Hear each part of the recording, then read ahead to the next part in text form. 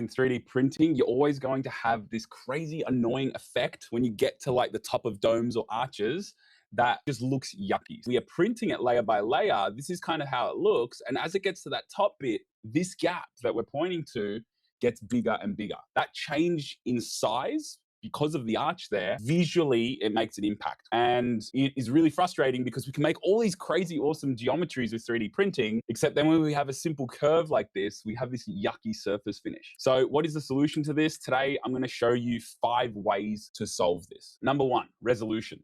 You can change this in 2 main ways. First is obviously you could just reduce the actual layer height, right? And if you do this, you're going to be going from what we had before, so you can see these big gaps, to a lot of smaller layers on the top here, so a lot smaller gaps, right? And that will more closely link to that curve, and then hopefully we don't see that as much, and that is what happens. But the big downside of this is that we are going to be increasing our print time. So you can see here the 0.28 millimeter layer height is 23 minutes and the 0.08 is 54 minutes, right? So we're really jumping up there.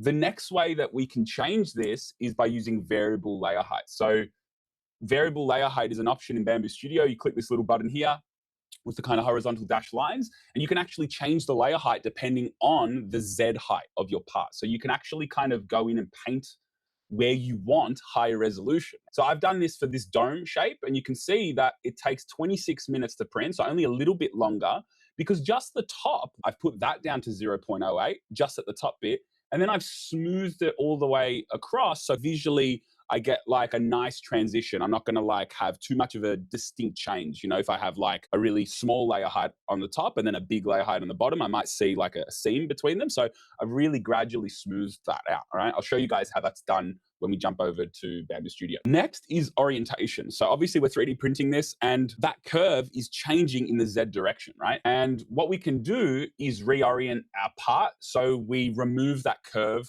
from that change. You can even print parts on very, very weird angles, right? Because the printers are much better, the bed adhesion is much better, and the accuracy of all these supports and materials now is much, much better. So you can print stuff on these 45-degree angles, but the problem is that you can increase print time. You could also increase, in this case, I've got to use support material on this 45-degree angle one, and that could increase the material that I use in post-processing, right?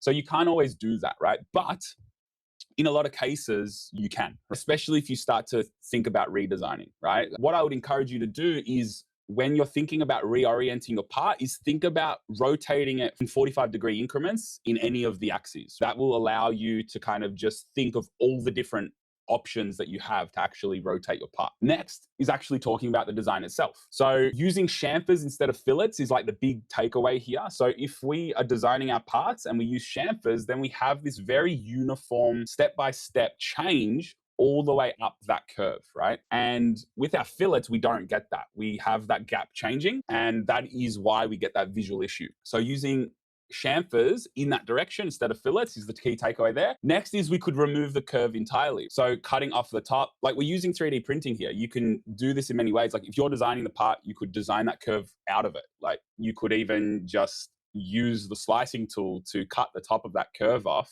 and there's a lot of different options that you can use here. You could even change the whole design of this part. Maybe it doesn't need to be a dome at all. Maybe it could be a triangle. Maybe like it could be totally different. Maybe it could be just a normal rectangle, right? Obviously, sometimes you're just not going to be lucky enough that you can just change the design. Sometimes you want that curve in there. Then what do? This brings us to textures. So the first type of texture is called a surface texture. So we can add surface textures by applying textures with a program like Bump Mesh. So we upload our model to it. And what this texture does is it will move the surface depending on this image. So these are black and white textures that are kind of default to this software, but you can put your own in here. And it's just a very small change in the surface. But when we do this, we make a very big visual difference to the part.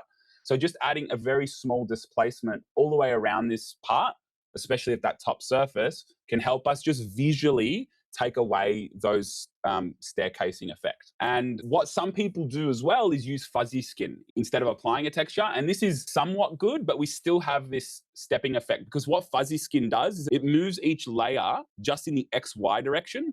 it doesn't actually change anything in the Z direction, which is where we're getting most of our change. So you will get some benefits of using fuzzy skim just because your eyes will start to like smooth some of these kind of features out. But right on top, you can see here in the slice preview, we still have very clear like stepped layers, right? And that is the issue that we avoid when we apply an actual texture that moves the entire surface normal to the surface. So we get changes in the Z direction too. So the next one, which is probably my favorite one, is using material textures. It's like you have an inbuilt texture generation in your filament, right? And this happens in two different ways. First, you can use speckled filament. So here is a ball that's been printed just with white filament. And then here is a ball that's been printed with this black kind of sparkly filament.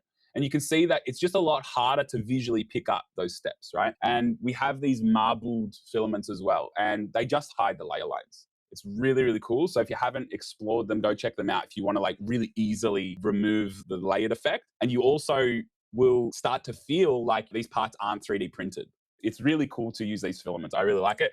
The next one that you can use is carbon fiber or fiber reinforced filaments. And this one is like a ABS carbon fiber, or you can even get ASA carbon fiber. And what the carbon fiber actually does is while it's printing, it just creates this like natural texture, which starts to remove these kind of staircase effects, right? It's super, super cool and satisfying because when you print parts like this, they don't feel 3D printed. They feel like they've got this like quality about them. Like it's really nice to take these parts off the print bed. And they're also like stronger, which is cool. All right, so how do you put this into practice? First, this is kind of the workflow that I would go through. If you can design the curve out of it, do that, if that's acceptable. Sometimes it's not, then you have to go to your orientation. So can I change the orientation so that curve isn't a problem? And then we're going to be thinking, all right, I'm shifting or I'm rotating 45 degrees in each direction to get an idea about all my different orientation options. Then if I still have issues, I can look at increasing the resolution, which is lowering the layer height. And I can do that two ways. So using just changing the layer height and making it smaller for the whole part, or using variable layer height if I don't want to add too much print time to my prints. Then I'm looking at adding textures. So number 4 is surface textures by actually modifying the design file to have a very small texture on the entire surface, and using a software like Bump Mesh makes this like literally you can do this in like a minute. And then number 5 is looking at using material textures. So materials with speckles or with fibers in them that will generate an inbuilt kind of texture while it's printing, which is really cool.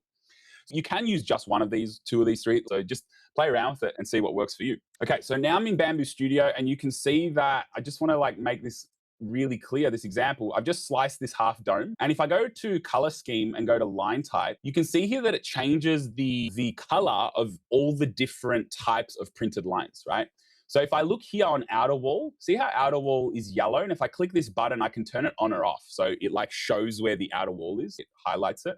So you see the outer wall's orange. So if I go like on the side of my part, the whole thing's orange. So from this direction, it'll look pretty good, right? But when I go on top, I can start to see yellow, which is the inner wall here. You can see that that's the inner wall that shows up because of that gap is increasing like we talked about. And then right on top here, I see red, which is the top surface. I'm getting top surfaces. So I've got 3 different line types in my actual print. You can see that it's 23 minutes. If I jump over to 0.08, it's 54 minutes, so a lot longer.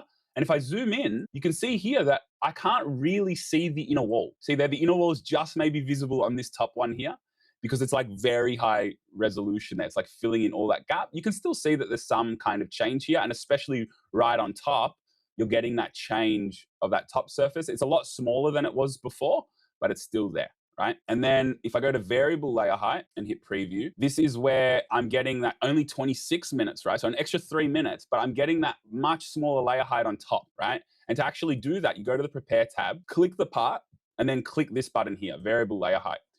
And you can see here on the side, if I hover my mouse over this, I can start to paint where I want increased resolution. So I just left click, and then you can see here, I've got increased resolution in this band now. But the problem with this, if you look at my mouse over here on the right, is that I have this really steep increase. Like it goes from a very high layer height to a very low layer height very quickly. So once I do that, I need to use this smooth command. I can hit smooth a few times and see how it's smoothing out that that change. So that's basically what you do. If you're not happy with that, you can go reset, and I'm just going to apply this to the top here, and then I'm going to smooth it out a few times like that. Zooming out, you can look at reorienting the models. If I go ahead and slice it, you can see on top, I've got a problem here, no problem here, but that would take the most time to print. And sometimes that could cause more issues. It really depends on what your part is. Like, I have no idea what you're printing. And if we use this 45-degree rule that I was talking about, we can turn the model on its side by 45 degrees and use support materials like this. Okay, so the way that I actually do this is you click on the part and you change support just here to tree manual. That's what I've done. And I've gone support painting.